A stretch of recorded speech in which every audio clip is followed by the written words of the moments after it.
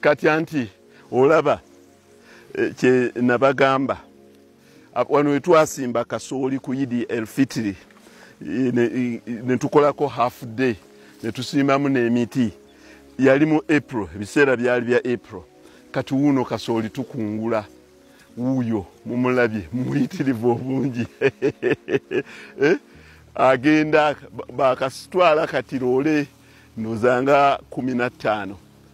naye era tukyasomba kati eno waja tuuse tugenda kati ate kudda saidi yeri nkulaze engeri abantu gye bakozesaamu ettaka lyabwe wano nagulawo June 14, 2009 nensimbamu emiti eminansi emisizi ebikonge biibyo bikyalimu nagisimbawo oba July oba August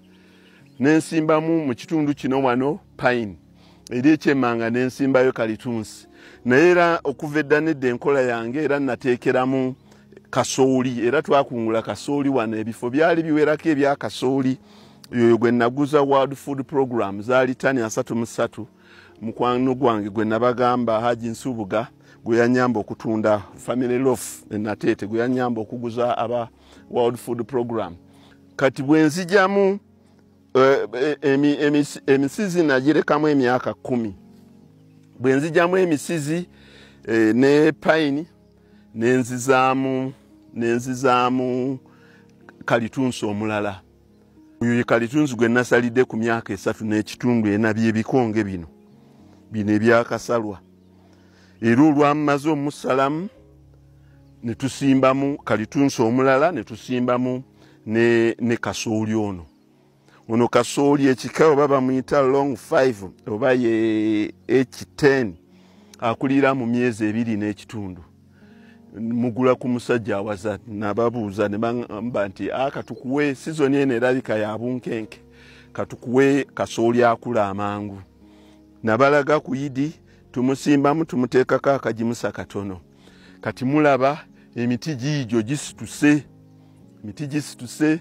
kati olujja mbwenti ngenda kuddamu kusimbamu birala kati olwokubanga kati emiti gisituse sikyasobola kuzaamu kasooli ngenda kuwaawa abantu b'okukyalo naddala abakyala namwandu baani n'abavubuka mbawaawo ne baliminamu ebijanjaalo mbawo ensigo ne mbawo ekijimusa ne mbawo eddagala ery'okufuuyirako oluvannyuma ebijanjaalo ne mbagulako anti ondaba nina ejje ly'abasajja kati bano bali wano abalala bali ku faamu abalala bali eri mu ndiba nabo bali ku kasooli kati ejje eryo lirya ne likamala ojja kulaba obucupa buubuno ojja kulaba nze bwe nasimbangamu omuti nze sirekerera kintu nga nteekamu obucupa nga nfukirira olubeerera mbeera nfukirira kati akacupa ako nakakubangamu ekituli akacupa okalaba kaakano kakadde obutuli buubuno nakubangako obutuli ku bbali akacupa okalaba kakadde era kyebaba bagamba amazzi agamu ndowooza gano gankuba naye bumazeemu emyaka 14 muno okalaba akala kaakano nkasimbula mu ttaka kati abantu bafune obuyiiyo obwo nakubangako obutuli buubuno ku bbali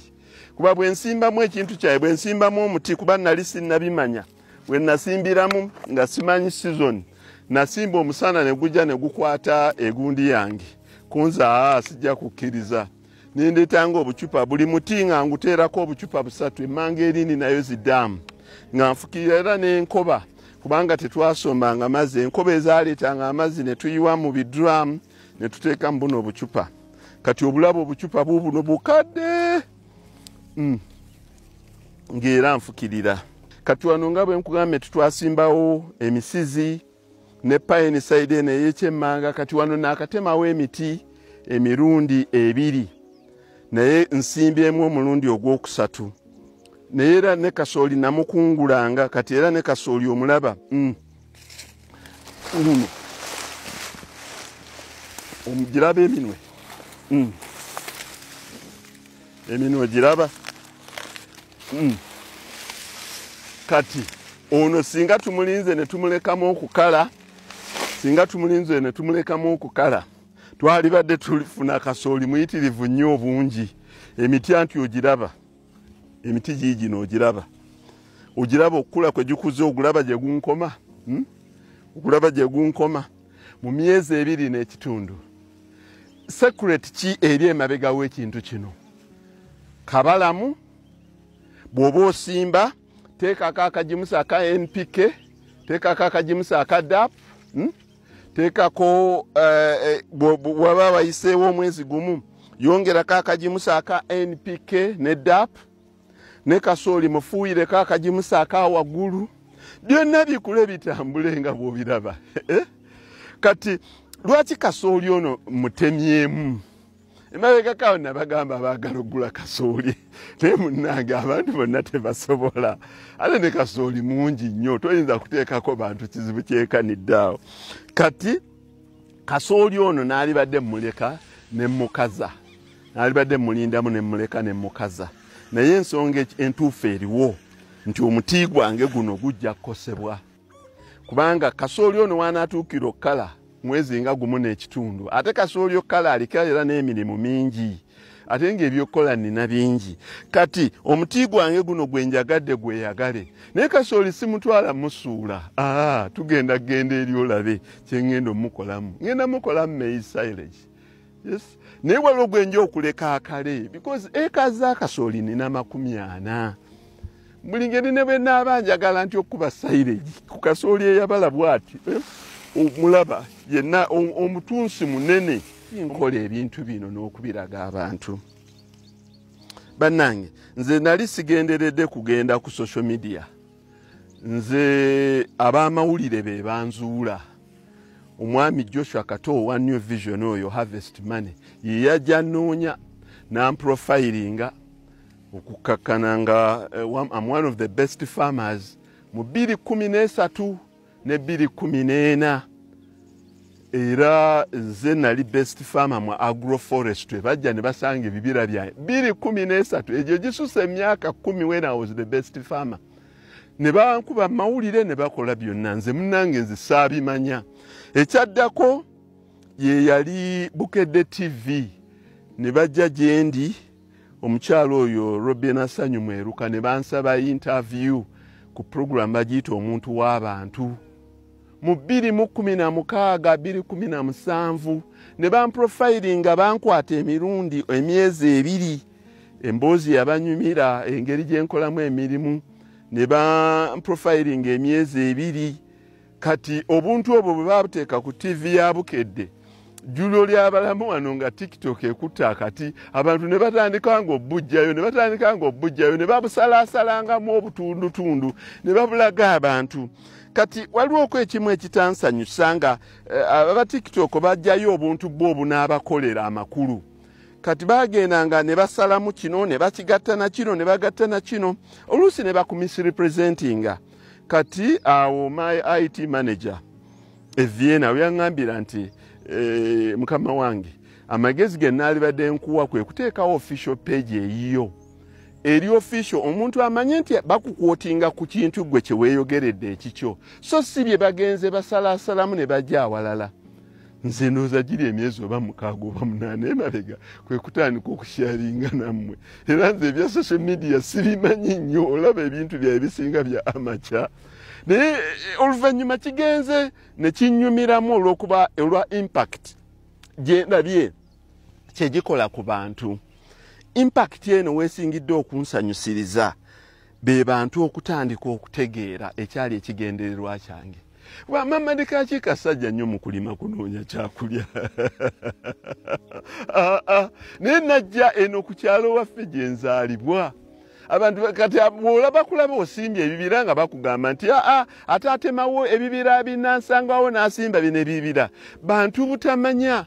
Wano etuyimiridde wano ninawo ekazi 24 nti nagula wano mukyala Nakafu Mama Ben gwe nagulako wano nkulagirire gwe nagulako, era ne mbasalirako ebijja byabwe 2 nze sisengula bijja, ne mbasalirako ebijja byabwe ne mbirekawo. kwe kusimba gundi ono nenziramu nengula wali muzeyi mukuba luguudo nanguza naye ekibanja kye nenziramu nengula abaana be nenziramu nengula mangeri asani nenziramu nengula eri muganda wange John Sebufu kati bwentyo bwengenze ngula bino byali bibanja nga tokyalina kyosobola na kusimbako kati nze bwe mbisimbako emiti nze mbanzizizaawo obutonde so sinze sonoona butonde nze nzizaawo obutonde olaba wali awake waffe ku kijja buli muti ngusimba wegwetaagisiriza sinza kusimba kalitunsi waliraanye bantu naye ate era misfines endowooza eri mu bantu nti woosimba kalitunsi kati mbagambye wano emyaka 14 nakatemawo emiti emirundi 2 guno gugenda kuba gwa 3 how come harvesting out kasooli bwati because eno mindset change crusade sijagiyita bigambo birala nnyo biyinza kuntaking out of context nti abantu bategeere nti omuti gulwawo naye omuti gulwawo bw'oguteekeramu ebintu ebirala kati eri abantu abalowooza nti ate nze nzijawo emiti oba ebibira binansangwawo n'ensimba bino it's not true nze nzizaawo ate obutonde ate obuli productive kubanga wano waali ne muwogo nga taddawo nze nsimbawo ngulawo nensimbawo nensimaddamu nenfukirira nenteekako wano naleeta oba loole z'ebirimbwe ng'ate nsimbyewo miti ne kasooli naleeta loole z'ebirimbwe ezasukka 30 nendijevinetinga ettaka kati ate yayinza okugamba ate asimba miti egyo gitta ettaka nze ngezaako kusomesa abantu okudemysifyinga ebintu abantu bye balowoolezaamu ebitaliyo abantu ne mugamba nti kalitunsatta ettaka emisooli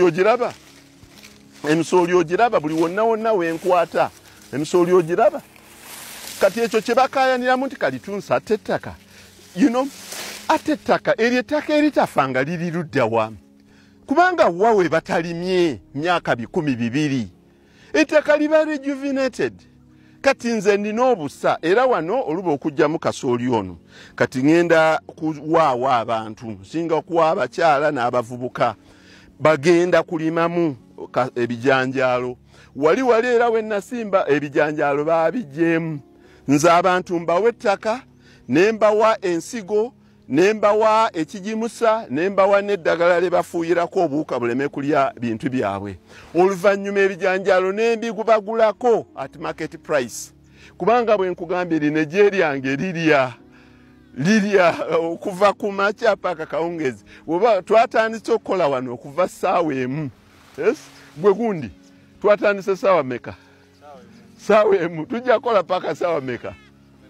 12 naye ekikomando ate baleeseeyo n'ekirala ekikomando akajuyisi obuugi bujje ekyemisana tulya kawunga yaki ffe tulya kawunga tuli basajja bayikombani tulya kawunga ya mogo gwe Lugwara which kawunga do you eat ffe tulya kawunga ka muwogo kyova olaba kasooli ono kasooli tumufumamu buugi yekka na maize bran wante nze n'abasajja bange tulya kawunga ka muwogo akawunga ka muwogo kakwata mu lubuto abasajja ne bakola emirimu olwaleero ndoza bajja kusomba loole nga 30 naye tukoma ku kubaliisa nabagambye akeera ssaawa emu nga tutandise okukola bonasi wa 5 bupya babukwatiddewo ku makya kati ngenda bawa gundi nti bwe ziwera ssaawa 7 wano nga tumazeewo buli omu ng'akwata bonasi ka 5 ogwo nga gumu 2 nga ndokamba situlanga mbatwala mu ndiba kuba waliraanye kuba tractor eri erinze kutandika kuba silage kati abakozi manye engeri gy'obakozesaamu ng'oba rewardinga oketalingira obulamu bwabwe nze omukozi alwadde dwaliro mbatwala paka mu malwaliro life link eri ekyali wajjala omukozi kasita alwala omujjanjabanga omukozi kasita akubuulira ekizibu kye mukazi wange kuba bonna ba migrant workers abasinga mukazi wange yalwadde njagala kuweereza ssente ng'omuwa kasita tosusa myezi 2 kuba bw'osusa ssente ze ez'emyezi 2 oba omugobye aba amanya nti agenda kukolera bwereere kyekyo.